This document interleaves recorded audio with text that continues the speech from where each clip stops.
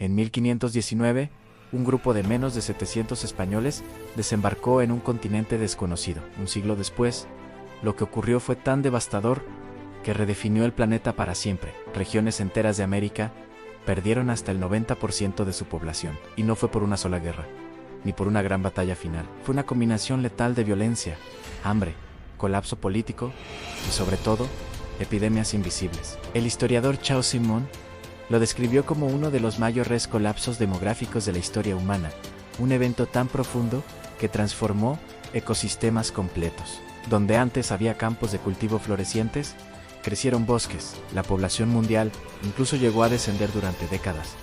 Esto no fue una simple conquista regional, fue el apocalipsis que creó el mundo en el que vivimos hoy. Y para entender cómo sucedió, primero debemos viajar a la Europa que lo hizo posible. A finales del siglo XV, Europa era un continente hambriento de poder, que emergía lentamente de la Edad Media. Las guerras constantes habían destruido reinos enteros, y la peste negra había acabado con millones de vidas. Los estados buscaban desesperadamente nuevas fuentes de riqueza. En esa época, el oro y la plata eran el corazón del poder. Los reyes necesitaban recursos para financiar ejércitos permanentes, construir flotas navales y mantener burocracias cada vez más complejas. España, recién unificada tras siglos de guerra interna, estaba especialmente militarizada. Miles de soldados, acostumbrados a la brutalidad del combate, se encontraron de pronto sin empleo.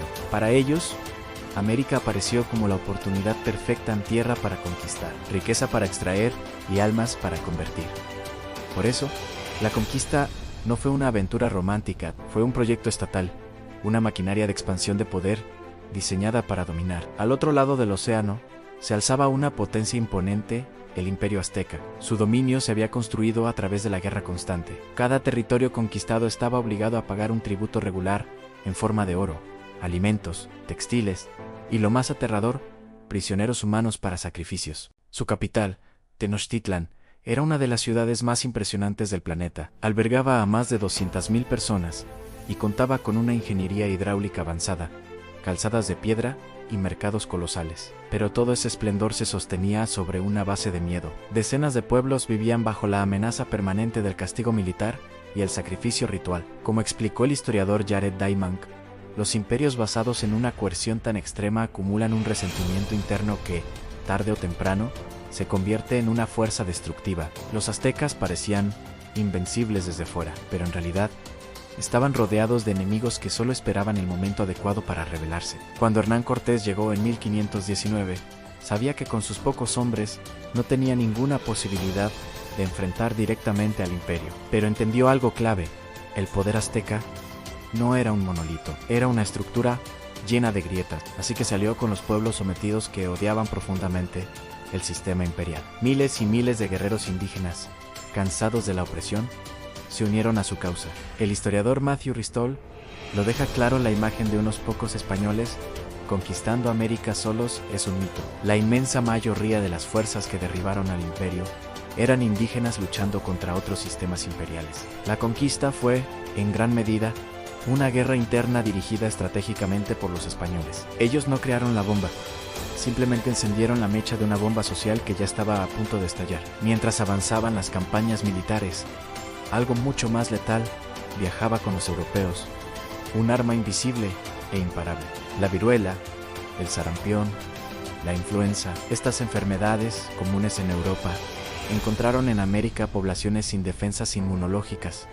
El resultado fue catastrófico. Comunidades enteras colapsaron en cuestión de semanas. El historiador Alfred W. Crosby escribió una frase lapidaria: las epidemias hicieron más por la conquista que cualquier ejército europeo. En algunas regiones, entre el 30 y el 50% de la población murió en apenas unos pocos años. Ciudades enteras quedaron desiertas. Estados complejos perdieron su capacidad de organización. El arma biológica no fue intencional, pero fue el factor más decisivo en la caída de las civilizaciones americanas. Mientras los ejércitos luchaban en el campo de batalla, un enemigo silencioso estaba aniquilando la estructura misma de la sociedad. Más al sur, existía otro gigante en el Imperio Inca.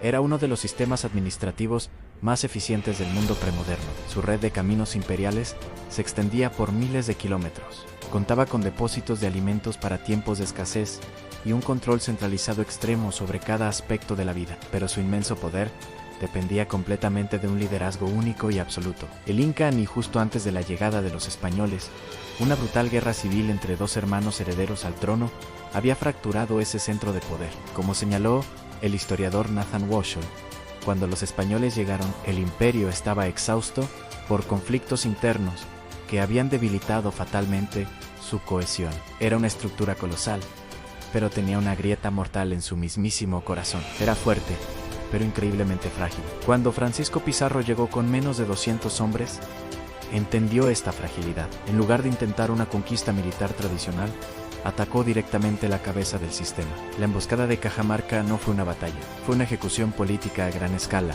En cuestión de minutos, miles de nobles y guerreros incas fueron masacrados, y el emperador Atahualpa fue capturado, sin su mando central, sin su líder divino.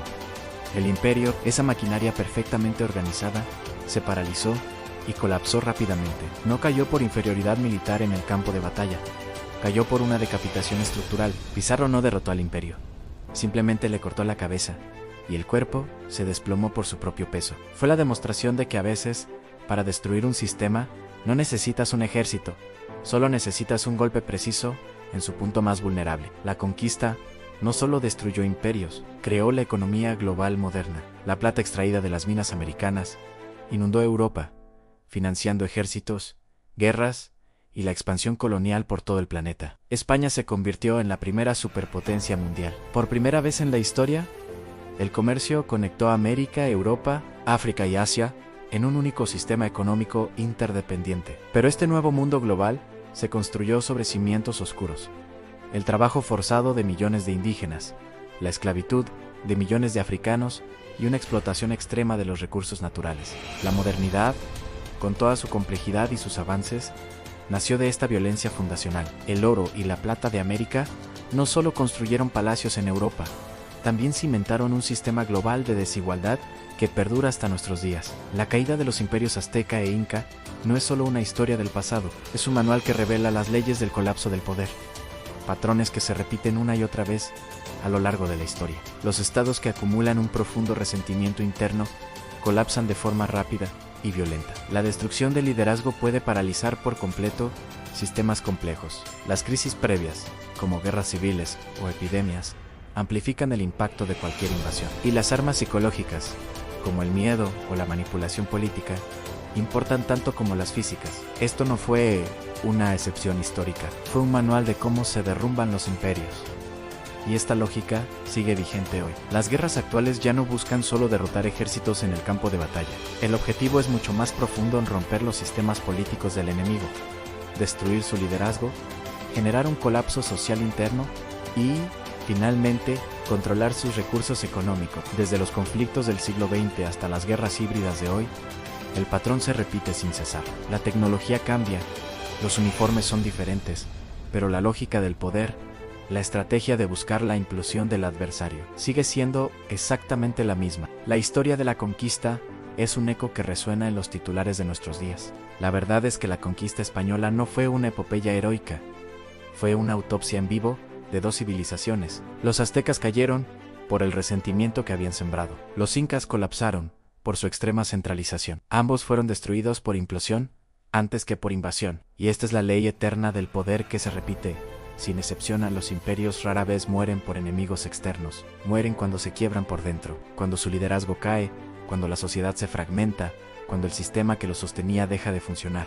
Desde la América del siglo XVI hasta las superpotencias modernas, el poder siempre cae de la misma manera. Si esta historia te ha impactado, es porque la historia real no está hecha para ser cómoda. Aquí no romantizamos conquistas, ni glorificamos imperios. Aquí analizamos, con la frialdad de un cirujano, cómo se destruyen los mundos. Si quieres entender por qué caen los imperios, cómo se gana una guerra sin pelear todas las batallas, y qué errores históricos fatales seguimos repitiendo hoy, suscríbete ahora y entra en este archivo vivo del poder humano.